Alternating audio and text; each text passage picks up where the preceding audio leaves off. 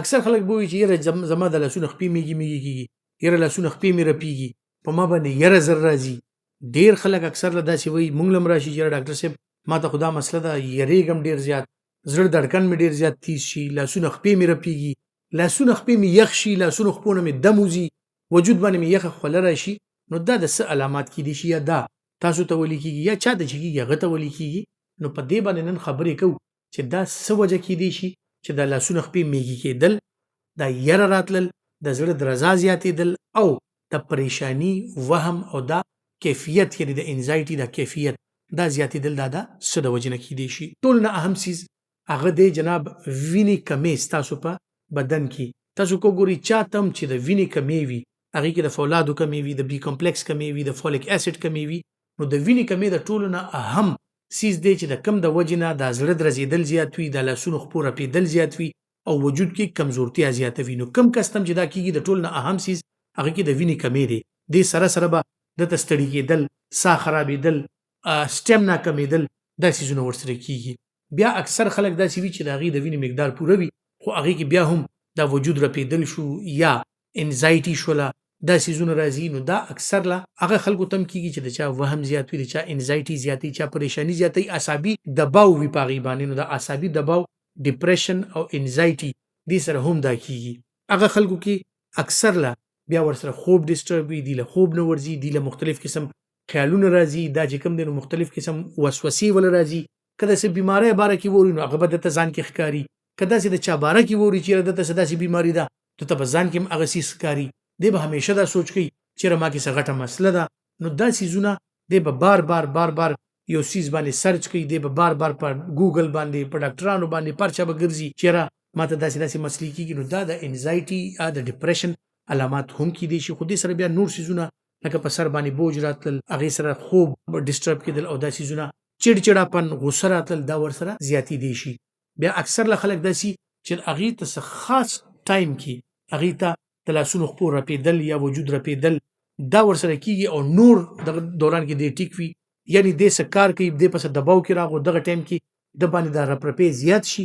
چې کله هغه کار وشي هغه دغه وشي دی بیا رو موټي ټیک ټاک وي. دی ته انټینشن ټریمرز وایي، یعنې ته د یو کار باره کې دونه حساس شي یا دونه حساسیت ستا پیدا شي چې هغه ټایم کې ستا لاسونه خپې چې کوم دی نو دا کار پرېږدي.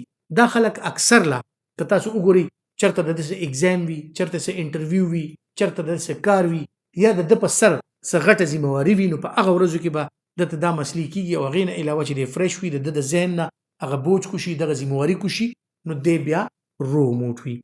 بیا اکثر لا زنانو کې دا څیزونه زیات کېږي چې خپې لاسونه میږي کېدل. د هغې وجه چې کوم دی نو د کیلشیم ویټامین ډي کمې هم کېدی شي، د هغې د وجې اعصابي کمزوري هم کېدی شي. ټولو نه غټه او اهم وجه څنګه ما د ویډیو په سټارټ کې ویل د وینې کمې هم کېدی شي. بیا راځو جناب شوګر او بلډ پریشر طرف ته. بلډ پریشر او د شوګر چې کوم مریضان دي هغې کې اکثر نیوروپتیز وشي، نروز او اعصاب کمزوري شي، نو د دې هم دا وجود رپېدل او د لاسونو خپې میږي کېدل دا شی نه کېږي. خصوصا د شوګر چې کوم مریضان دي په هغې کې، او د شوګر مریضان چې اکدم د دې شوګر راکم شي، خوله اوچېدل، په وجود باندې یخه خوله راتلل، لاسونه رپېدل، د خپو لاسونو دم وتل، دا د شوګر د کمی علامات هم کېدی شي.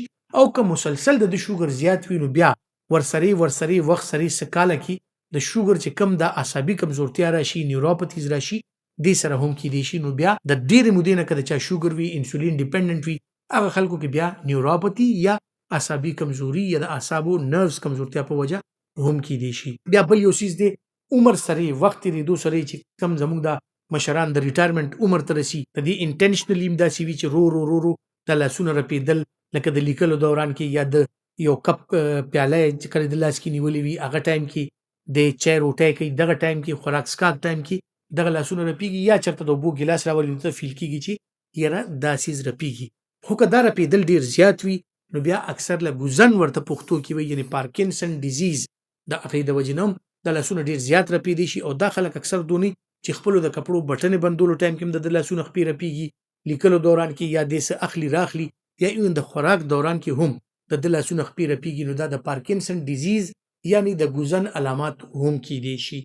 بیا اکثر له خلک داسې وي چې کم د ماشومان وي، دی د پیدایش دوران کې اکثر له په ټایم جړا ونه کي، نو دی ته HIE یعنی هایپوکسیک اسکیمیک انجری د دې دماغو ته بر وخت اکسیجن نشي میلاو، نو دا ماشومان د ډیلیډ مایلسټون شکار شي، یعنی د خپل عمر نه د دې کم گروث چې کم دی کم شي جسمانی او ذهني دواړه. نو دغه ماشومان هم اکثر ټول رپیږي او ډیر سټیبل نه وي او دی ټول خوځي را خوځي. نو دا هم اکثر دغه ماشومانو کې هم کېدی شي. بیا دینه علاوه اکثر لا چې کم دی نو ډیر داسې کسان وي چې دا فالج اکثر لا فالج ورته شي یا داسې نورې مسلې په دماغو کې څه کمزورتیا راشي، دماغو کې رګونه بند شي، د هغې د وجې نه هم بیا دا خلک چې کم دی نو اکثر انسټیبل وي، اکثر د دې چې کم دی نو پوسچر سټیبل نه وي، دی خو لاسونه خپې خوځي را خوځي، دې کې کمزورتیا وي. بیا چې کم دی دینه بعد راځو جناب هغه کسانو چې کم د مختلفو دوایانو استعمال کوي، دوایانو سره هم دا کېدی شي لکه اکثر خلک د ساه دپاره مختلفو دوایانو استعمال کوي، د دمې یا د استما چې دا کم انهیلرز دي یا د نیبولایزیشن ورته وشي. نو دې نه باوجود یا دې نه بعد چې کم مختلف داسې دوایانې دي دي کې چې دي دغه دوایانو استعمال د سینې دپاره د سینې دایمي مسلو دپاره کوي، نو د دې وجود اکثر رپیږي، د زړه درزا د دې زیاتوي. نو دا هم یو علامات کېدی شي چې کم د وجې نه وجود رپېدی شي. بیا د ټول نه اهم څیز چې هغې سره وجود کې نور څیزونه راځي، یعنی وجود چې کم دی نو هغه رپېدل، هغې نه د لاسونو خپو تلو نه خولې راتلل، وزن کمیدل، د خېټې خرابتیا یعنی اکثر له ډایریا خېټه نرمه شي، او دا چې کم دی د تایراید هایپر تایرایډزم علامات هم کېدی شي. نو اکثر خلکو ته هایپر تایرایډزم مسله وي چې د تایراید مسلې وي، هغې سره وجود رپېدل، وجود نه خولې راتلل، په وجود ګرمي راتلل، مخ سور کېدل، د زړه درزا زیاتېدل او دغسې انزایټي راتلل، په بند ځای کې د دغه کس زړه تنګېدل. نو دا د تایراید د مسلو علامات هم کېدی شي. اوس دا څیزونه که چا تم وي، ستاسو وجود رپېږي، ستاسو باندې پریشانی راځي، تاسو باندې وهم راځي، تاسو باندې انزایټي راځي، نو تاسو د خپل ډاکټر نه ضرور مشوره واخلئ، ضرور خپل چیک اپ وکړئ چې اندازه وشي چې یاره ستاسو د وجود دا کمزورتیا، دا رپېدل، د زړه دا درزېدل او دا څیزونه د څه د وجې نه کېږي، آیا ستاسو بدن کې څه کمي بیشي ده که نه، دا څیزونه چې کوم دی نو اعصابي کمزوري ده. نو ستاسو ډاکټر به تاسو ته یقینا چې بهترین مشوره درکړي او په هغه لاین باندې چې بیا روان شو او دا علاج کوو، تشخیص وشي، نو ستاسو دا مسله چې کوم ده دا بالکل حل کېدی شي. امید لرم چې دا معلومات به تاسو لپاره فایدهمند وي، قیمتي وي. دا معلومات تاسو نور ملګرو سره هم شیر کړئ، دا ویډیو لایک ضرور کړئ، شیر ضرور کړئ او خپل ډیر خیال ساتئ.